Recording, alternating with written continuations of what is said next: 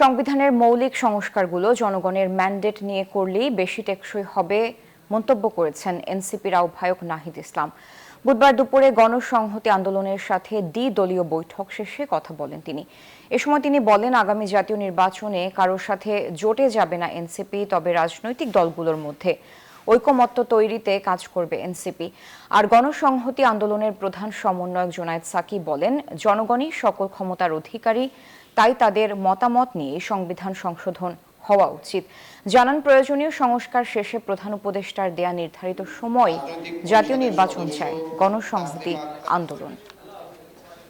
সংবিধানের যদি আপনি ফান্ডামেন্টাল চেঞ্জ করতে চান, মৌলিক সংস্কার বা নতুন করে রিরাইট নতুন বা পুনর্লিখন করতে চান, তাহলে আপনাকে অবশ্যই জনগণের ম্যান্ডেট নিয়ে সেটা করতে হবে।